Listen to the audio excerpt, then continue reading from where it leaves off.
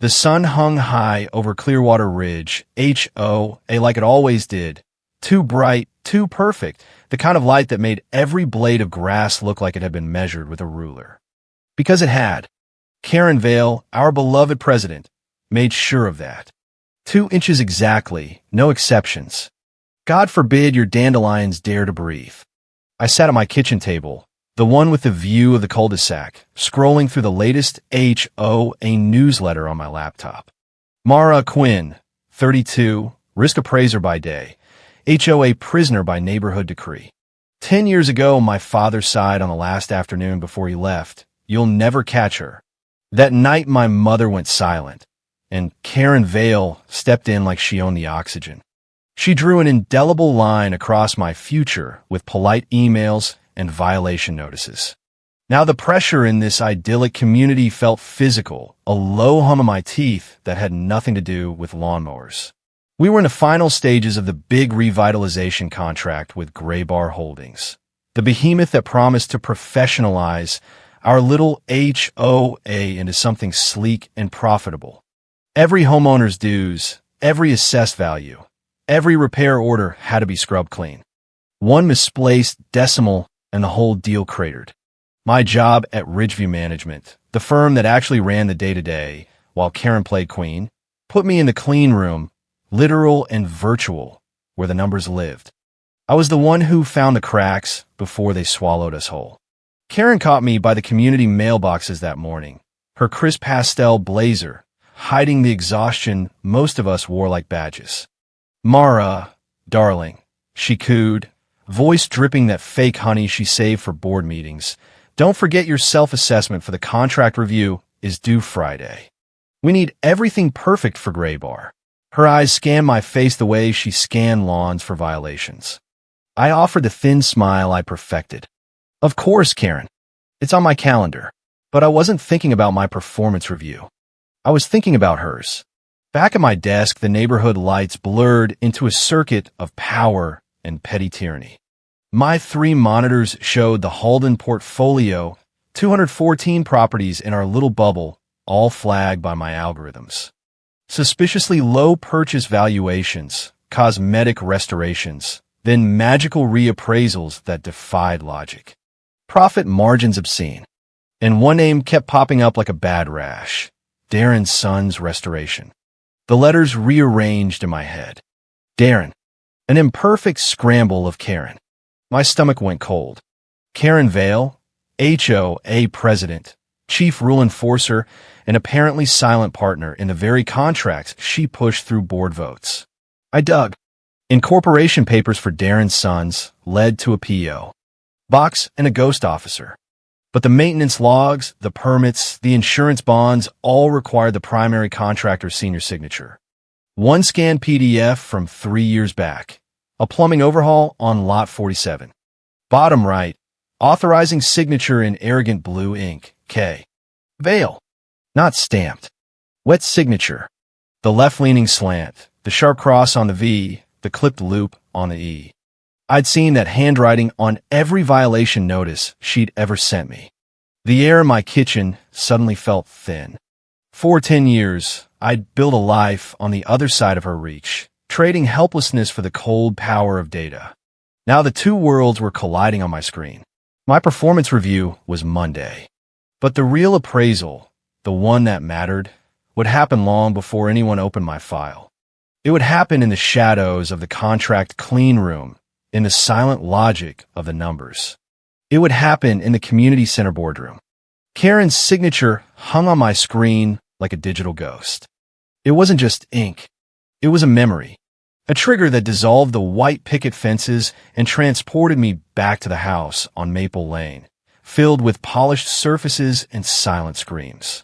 The house was in Clearwater Ridge, the town that prided itself on manicured lawns and the placid smiles of residents who knew better than to question the queen.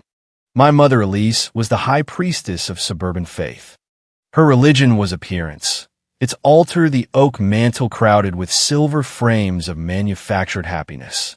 She polished them every morning, believing if the image was clean, the reality must be too. My father Miles saw the cracks long before they showed. He died in a single-car accident when I was 18.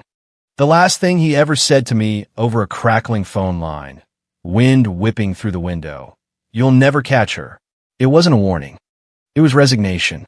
Into the vacuum, Karen Vale arrived. Crisp pastel shirts, a smile that never reached her eyes, and a firm handshake that felt like a contract. She was a community leader, someone who could fix things. My mother saw a savior. I saw a woman who took up too much air. For the first year, she called me sweetie. That into the night, I questioned a new HOA rule she was explaining at a block party. Something about mailbox colors and zoning I'd learned in a pre-law elective. The air went cold. The thin smile vanished. Later that night, the front door slammed with enough force to rattle every silver frame on the mantel. The next morning over coffee, she referred to me in the third person while I sat right there. "We need to figure out what to do about this liability." Sweetie was gone. I was a risk to be managed. At 19, during summer break, I tried the system. After one particularly ugly argument, where her voice dropped to that low menacing tone promising consequences, I drove to the local police station and filed a report about intimidation and veiled financial control. The officer played golf with Karen at the country club. A week later, the file was closed. Insufficient evidence. My mother had denied everything. Character letters from prominent residents, Karen's friends, attested to her patient handling of a troubled, grieving stepdaughter. The system hadn't failed. It had conspired to protect her. The final crack was between me and my mother in the kitchen, police letter in my hand. "What?" I asked. She wouldn't look at me, just wiped a perfectly clean countertop. "She keeps things stable, Mara. I just want peace." She chose the illusion. She chose the polished frames. I chose to leave. I rebuilt in the language of contracts, fiduciary duty, forensic accounting. I learned justice lived in ledgers, not courtrooms. A well-placed clause could bind tighter than handcuffs. So I became an expert in finding hairline fractures in balance sheets. I moved to the city, but kept the house in Clearwater Ridge, my last tether and my quiet observation post. I erased every trace except one, the 34-second audio file on my father's last call. I listened to it for fuel. "You'll never catch her," a prophecy I intended to break. The engine driving the Ridgeview Graybar contract was a 300-page document dense with legalese. In the asset verification section hid the weapon, the repurchase clause. If any portfolio, the community properties under review, was found to have intentional material misrepresentation through appraisal fraud, the entire deal halted. The party responsible had to repurchase the tainted assets at original value. Catastrophic for the HOA, apocalyptic for the individual at the source. It was never meant to be used. With Karen's signature burning on my screen, I returned to the 214 flag files. The pattern wasn't irregular. It was a masterclass in white-collar HOA crime. Step 1. Karen, using her board influence, acquired distressed or non-compliant properties at rock-bottom sealed bids. Step 2. Minor cosmetic work commissioned through Darren Sons. Invoices inflated 300%. Step 3. New appraisals citing extensive renovations that magically justified 45% higher values. The money bled from homeowner dues and baked into the inflated assets gray bar was now being asked to swallow. The entity officially commissioning the work, Hallow Creek Ventures, LLC, a ghost with a mail forwarding address. Its filings listed a single signature, Evan K.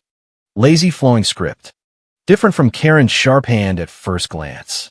I followed the money through municipal maintenance funds administered by the HOA. Every transfer landed in Hallow Creek's holding account.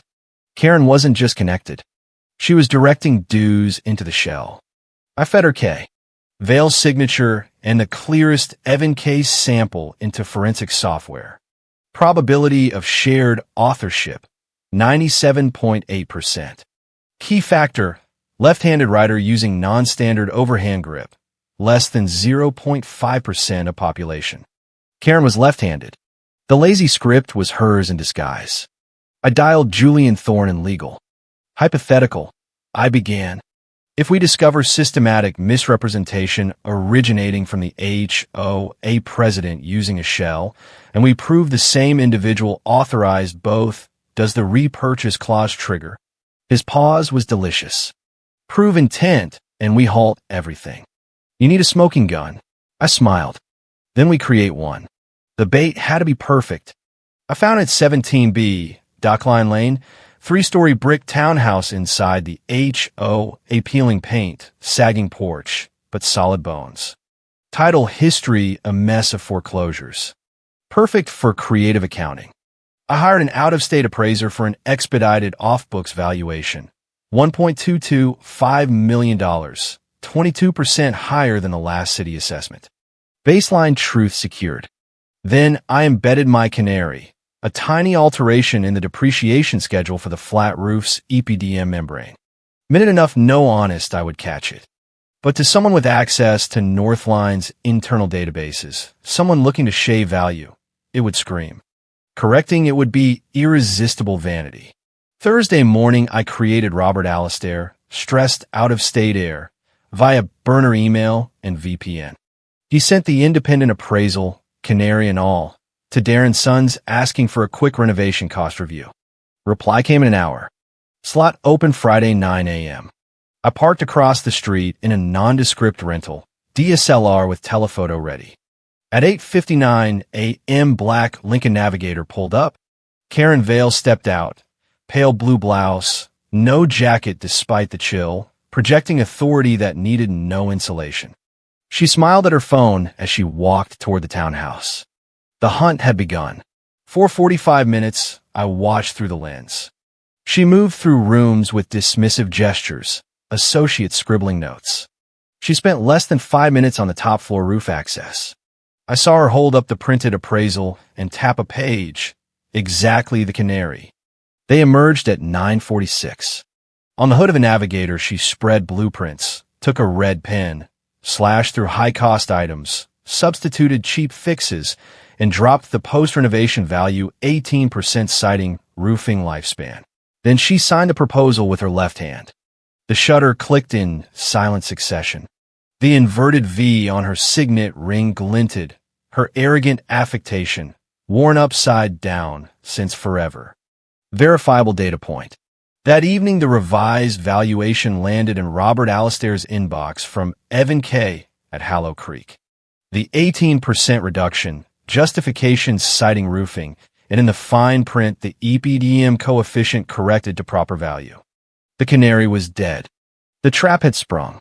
I moved everything into an encrypted vault inside the contract project folder. Original appraisal, doctored version, email chain, surveillance photos with metadata, signed proposal, Evan K. email. I time-stamped, generated a SJ256 hash, unbreakable digital seal. Then I opened a secure, anonymous whistleblower portal with the State Attorney General's office, attached the hash, and sent pre-notification of intent to disclose. The 24-hour clock started ticking. Karen Vale's world now had a deadline. Sunday night, I played my father's audio one last time in the blue glow of my monitors. Wind, engine rumble, his tired sigh. You'll never catch her. I extracted the metadata. GPS pinpointed the executive lot of Northline Restoration, the contractor Karen secretly controlled. 4:52 p.m. October 28, 2014. I cross-referenced Northline's project files. A change order approved cheaper substandard wiring while billing premium. Signature K. Vale submitted 4:55 p.m. 3 minutes after my father's call. Every time a major corner was cut at Northline, the pressure at home escalated. Her professional dishonesty was a barometer for her domestic tyranny. Monday morning, I requested a data preservation order on the entire contract folder. Sealed. At 6 a.m., I sent an anonymous tip to the gray bar board. Check doc line 17B and Canary Factor. By 6:12, Arthur Vance, Graybar's chief risk officer, pinged me internally. I gave him a 10-minute one-time link to the vault. They saw everything in real time. The dueling appraisals, photos of Karen signing, signature analysis, timeline, even the old bruise photo from 2014 with its cold medical caption. The link expired. Silence. At 9 a.m., I walked into the community center boardroom. The long table was packed. Karen sat at the head, posture ramrod straight. To her right, 2 Ridgeview Legal. To her left, Arthur Vance and Graybar Sharks. This wasn't a performance review. This was a tribunal. Karen smiled that thin smile. Mara, darling, shall we start with your objectives for the coming year? I met her gaze. Systemic risk mitigation. Starting with a single name. I clicked the remote. The 80-inch screen behind her came to life. Heat map of the 214 fraudulent valuations. Side-by-side signature analysis. 97.8%. Surveillance photos of her left-hand signing. Zoom on the inverted V ring. Simplified schematic of the canary factor. Digital tripwire she couldn't resist. Arthur Vance leaned forward. If this is intentional, the deal is dead and we will litigate. Karen opened her mouth. The door opened. She strode in, smiling, tailored suit, radiating confidence. Arthur, everyone, sorry I'm late. Got the summons. Happy to clear up any paperwork issues. Her eyes landed on me. Mara, didn't expect to see you in a meeting this big, sweetie. The room went colder than any HOA fine. I leaned toward the microphone. MS. Vale, I'd ask you not to use that term on the record. We're not family here. She took the seat across from me. No longer helpful partner. Witness. I clicked again. My father's voice filled the room. You'll never catch her. Metadata on screen. GPS in Northline's lot. Beside it, the fraudulent change order sign K. Vale, timestamp 4:55 p.m. Red line connecting them. Julian Thorne asked. MS. Vale, do you deny this is your signature? Half-second silence too long for an innocent woman.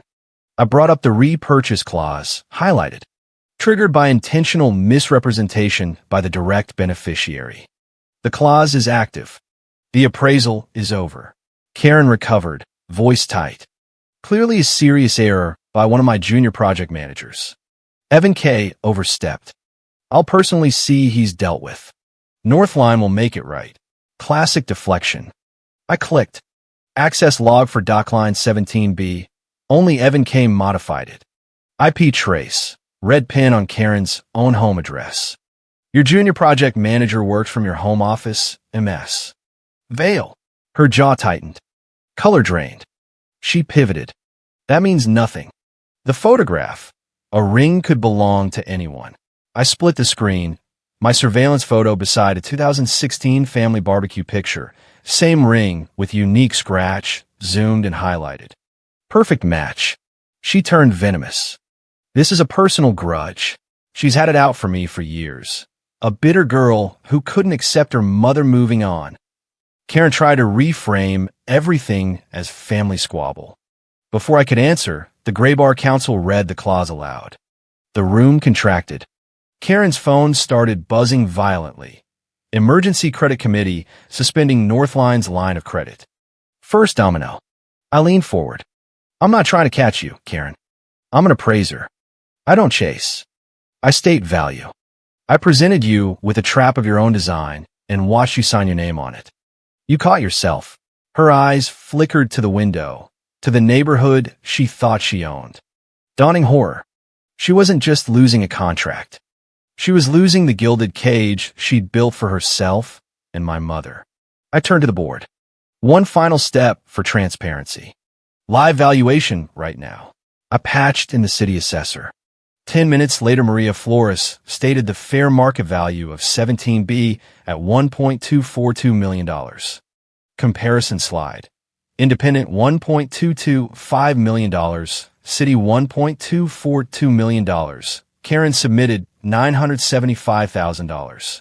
Discrepancy 21.8%. Truth confirmed. I played the slow motion video of her signing hand. Kinematic analysis, 95.7% match. Then submitted the SHA 256 hash to the state e-notary. Public record. Locked. The quiet was absolute. Karen sat rigid. I opened a new folder. Clearwater Equity LLC. My shell, fully capitalized, sole member M. Quinn. Over the past 2 weeks, it had quietly acquired Northline's outstanding debt on the secondary market at deep discount. I highlighted the change of control covenant. Triggered by any event materially threatening leadership, like the president being implicated in fraud, collapsing the contract, suspending credit, default notification populated, covenant breach detected. Arthur Vance stood. You will receive formal notice. The contract is suspended indefinitely. They walked out. The deal was dead. Next email. Margin call. Northline had 24 hours to deposit $80 million collateral or face asset seizure. Impossible. I looked at Karen. Clearwater Equity is prepared to purchase the debt at 90 cents on the dollar, contingent on complete and immediate change of control. Karen Vale must be removed from her position effective immediately. Non-negotiable risk mitigation term. The public execution followed.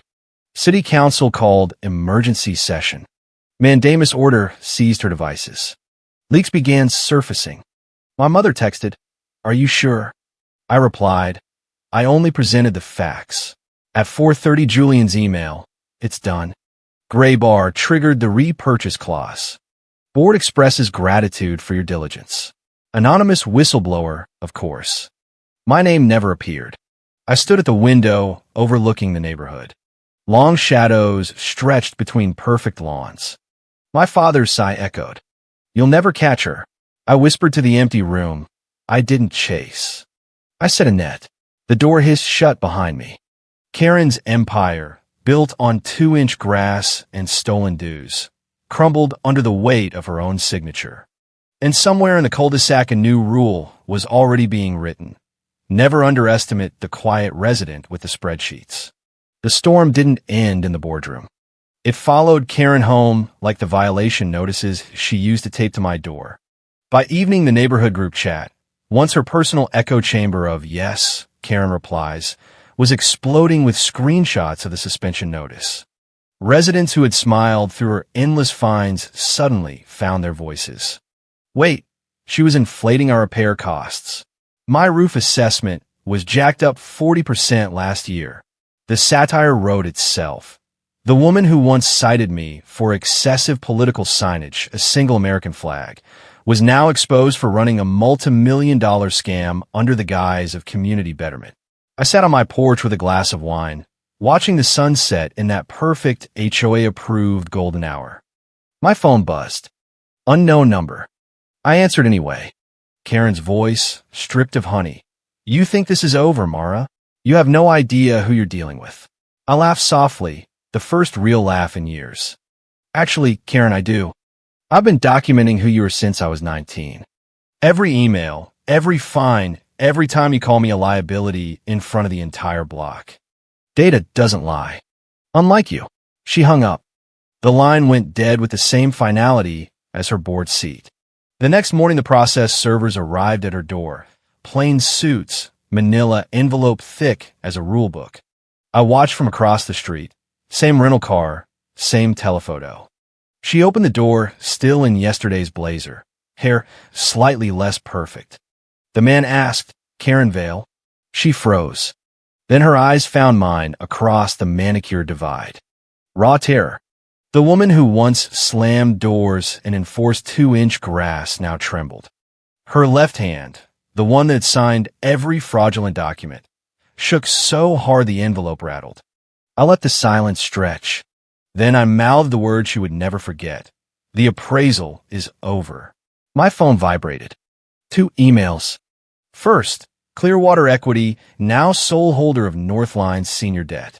Second, internal memo from the board acknowledging the anonymous whistleblower whose diligence saved the HOA from catastrophic exposure. Perfect corporate hygiene. I was the ghost in the machine that had devoured her. But I wasn't done. The public autopsy had only begun. City Council's investigation seized every device from her home office. Forensic imaging revealed a treasure trove of emails from Evan K. coordinating inflated invoices. One thread in particular made me smile darkly.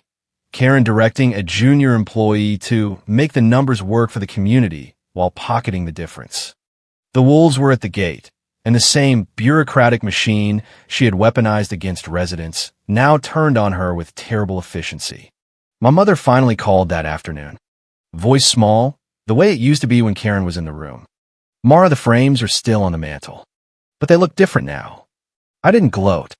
I only presented the facts, Mom. You chose the illusion once. You don't have to again. She was quiet a long time. Then, I'm proud of you. It wasn't the polished photo kind of pride. It was real. The gilded cage had a crack. By late afternoon, the financial wires were humming. HOA contract suspended amid fraud allegations trended locally. The word Karen was everywhere. Memes of her face photoshopped onto classic Karen templates, holding a clipboard that read 2-inch grass or else. Dark humor at its finest. Residents who once feared her now posted photos of their non-compliant gardens in solidarity. The satire was delicious. The Queen of Rules had broken every rule that mattered. I walked the neighborhood that evening. For the first time, the lawns looked less like prisons and more like yards. A neighbor I barely knew waved. Heard what you did. Thank you. Small victories. But the real satisfaction came when the board announced an emergency election to replace the president. My LLC's offer to stabilize the debt was accepted, contingent on Karen's permanent removal. The vote was unanimous. She wasn't even invited. Karen's final appearance was at the community center the next week, clearing out her president's closet. She carried a box of old violation notices, mine on top, of course. Our eyes met one last time. No Ismail. No honey. Just the hollow look of a woman who had believed herself untouchable, now touched by the cold, impartial hand of her own data. She opened her mouth, perhaps to threaten or plead. I simply held up my phone, screen showing the notarized SHA 256 hash. Public record. Eternal. She closed her mouth and walked out. The neighborhood exhaled. Rules were still rules. HOA life, but the enforcement would now be sane. No more midnight mailbox inspections. No more fines for excessive happiness. Yes, she once cited a birthday balloon. And somewhere in the group chat, a new pin message appeared. New president. Mara Quinn. Interim. I hadn't asked for it. The residents had voted with their feet and their keyboards. The quiet observer had become the voice. Weeks blurred into a new rhythm. The gray bar contract was officially dead, but Clearwater Equity stepped in as the stabilizing partner exactly as planned. We restructured the debt at 90 cents on the dollar, released the HOA from immediate liability, and began the slow unwind of the fraudulent appraisals. Every homeowner who had been overassessed received refunds, sourced directly from the shell accounts we seized. The satisfaction was visceral. Mrs. Henderson from Lot 12, who once joined Karen in shaming my weedy front yard, now baked me cookies and apologized with tears. I didn't know, she whispered. None of us did. I accepted the plate with a smile that didn't quite reach my eyes. Data changes everything. The forensic audit continued. Each new email uncovered painted a clearer picture of Karen's empire. She hadn't just inflated repairs.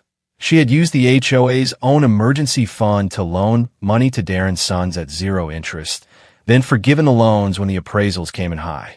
Classic self-dealing wrapped in pastel concern for community standards. The state attorney general's office was now fully involved. Charges were being prepared. Wire fraud, embezzlement, falsifying official documents.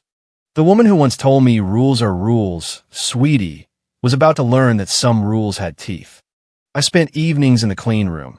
Now, just my home office, cross-referencing old violation notices with the fraudulent ledgers. The pattern was poetic. Every time Karen slammed a rule down on me, a new inflated invoice appeared in the system. The bruise on my arm from 2014, the one I photographed under a desk lamp, now sat in the official record as Exhibit A of her state of mind under pressure. Not for criminal assault. For character. For the board, for the press, for the civil suits stacking up. Her signature and her mark on my life were outputs of the same internal system. The neighborhood transformed in small, delicious ways. The group chat renamed itself Clearwater Ridge after Karen. Memes flourished. One showed her face on a lawnmower with the caption, "Mowing down your dues." Another recreated her famous 2-inch grass speech with subtitles. "And that's why we need to inflate your roof by 45% for the community." Dark humor at its peak. Laughter born of years of suppressed rage. Residents started leaving their flags out 24/7. Someone planted dandelions in the common area as protest art. The HOA police state had fallen. Karen herself became a ghost. Her house went on the market quietly. For sale sign appeared overnight. Ironic, since she once fined me for unsightly realtor signage. I drove past slowly, windows down, the same telephoto lens in my lap out habit. She was loading boxes into a rented U-Haul, alone. No movers. No friends. The queen had no court left. As she closed the trunk, she looked up and saw my car. Our eyes locked. I didn't wave. I didn't need to. The appraisal was over. My mother visited that weekend. She brought the silver frames, every one of them. "I don't want them anymore," she said, placing the box on my table. Inside, the photos looked smaller somehow. Less perfect. She sat across from me, hands folded like a penitent. I chose peace over truth for too long. "I'm sorry." We didn't hug. Not yet. But the silence between us felt different, cleaner. She left the frames. I donated them to the community center. Let the next generation polish something real. The board election was anticlimactic. I won by landslide write-in. My first act as interim president: suspend all pending fines from the last 3 years and issue a blanket amnesty for non-compliant lawns, mailboxes, and happiness levels. The cheer in the community center was genuine. Someone started a slow clap. It grew. For the first time, the room felt like a neighborhood, not a courtroom.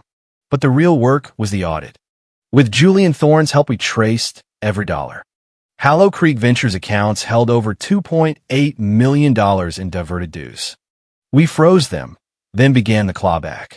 Karen's personal accounts were next. The forensic accountants worked methodically, the same cold precision I had used to build the trap. Each transfer was another nail. Each corrected appraisal, another laugh in the group chat. One evening, I opened the old audio file again.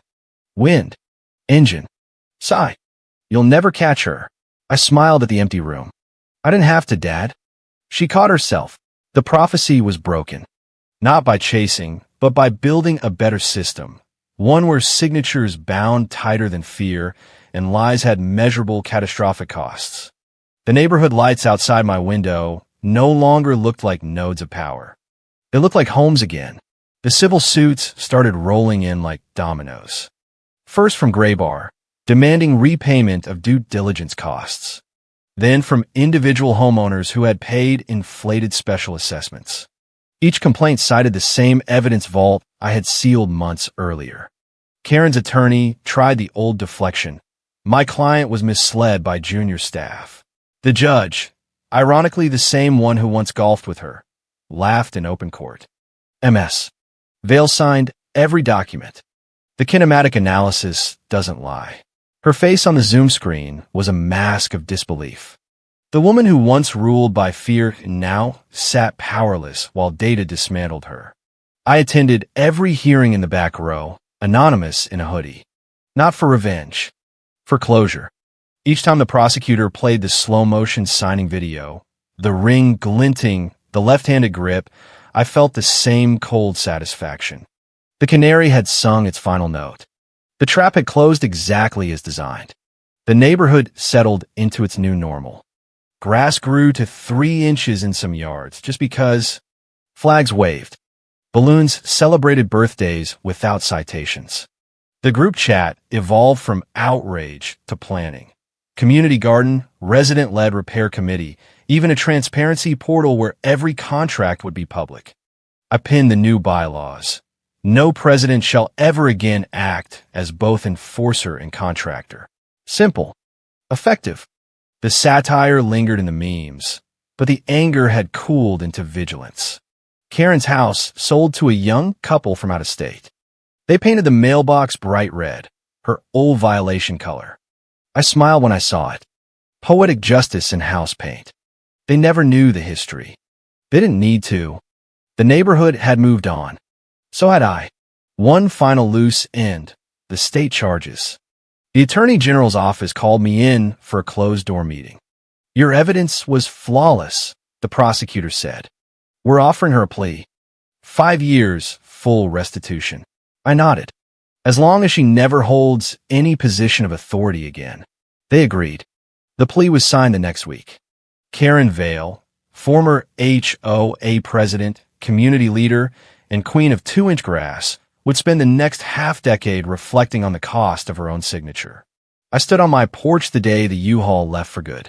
The cul-de-sac was quiet except for kids riding bikes, something she once tried to ban for safety. A neighbor walked by, waved. President Quinn, the new flower beds look great. I laughed. Call me Mara. And the flowers are whatever color they want to be. He grinned. The tyranny was over. Inside, I opened the silver frames one last time. I removed the old photos and replaced them with new ones. The board election victory, the refund checks being handed out, the community garden groundbreaking. Real smiles. Real moments. No polish needed. My mother came over that evening. We hung the new frames together. No words. Just the quiet satisfaction of truth finally winning. The last email from Julian arrived at dusk. All civil settlements complete. Clearwater Equity has recovered 100% of diverted funds plus penalties.